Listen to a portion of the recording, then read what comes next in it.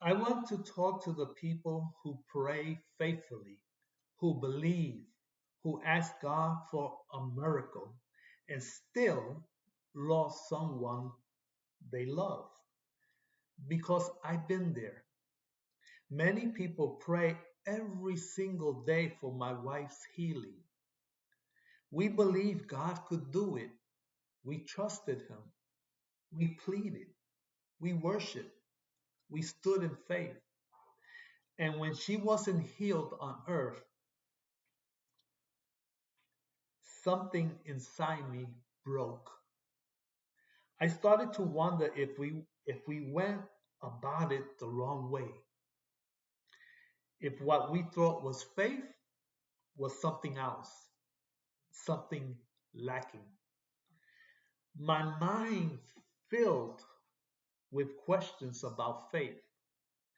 And maybe you ask these same questions too. Your questions are not a sign of weak faith. Only people who believe wrestle with questions like, did I understand faith? Was my prayer wrong? If God already knew the day they would leave, what did my prayers even do? Why didn't the miracle come? Now, people without faith don't ask these questions. Your grief is not unbelief. Your questions are not rebellion. They are the cry of a wooden disciple. Just like the disciple in Luke 24 on the road to Emmaus. And Jesus walked right beside them in their confusion. He's walking beside you right now. Faith does not control outcomes, it trusts God in all outcomes. This is where many believers quietly suffer. We think faith means getting the miracle. But biblical faith is trusting the miracle giver whether the miracle comes or doesn't. Hebrews 11 shows two groups of people. One group conquered kingdoms, shut the mouths of lions, quenched the fire, received the dead back to life. But in the same chapter, another group was persecuted, suffered, die without receiving the earthly breakthrough. And yet, both groups are commended for their faith. Faith is not proven by outcome. Faith is proven by clinging to God no matter the outcome. What took my wife from earth did not take my faith.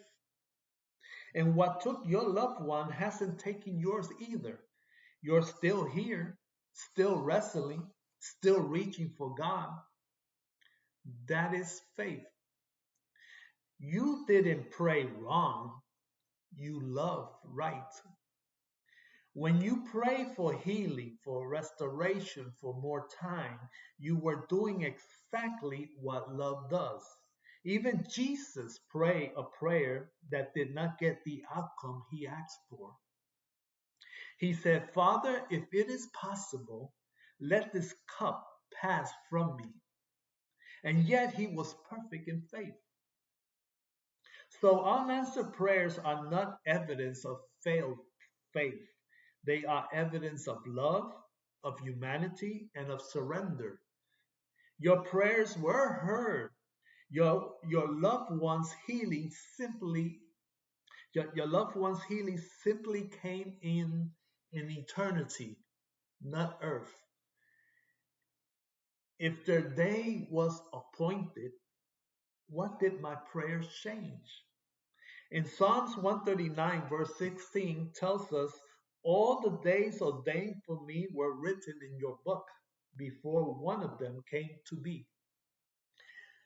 You see, faith doesn't rewrite God's book.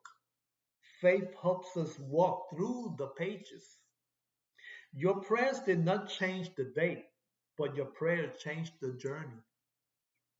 They brought peace, comfort, spiritual covering, grace, strength, closeness to God, heavenly preparation. Prayer is never wasted, even when the earthly outcome doesn't shift. The heavenly outcome always does. What is faith? Biblically, biblically, faith is trusting the character of God even when you don't understand the actions of God. Faith isn't the power to force a miracle. It's the surrender to trust the one who holds the miracle. Faith is not walking on water, moving mountains literally, changing destiny.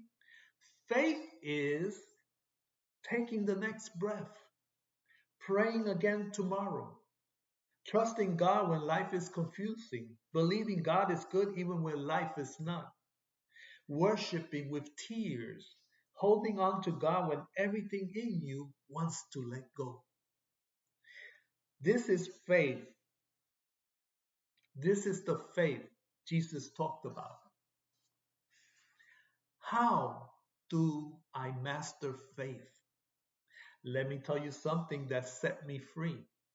You don't master faith, faith masters you. You don't conquer faith, faith carries you.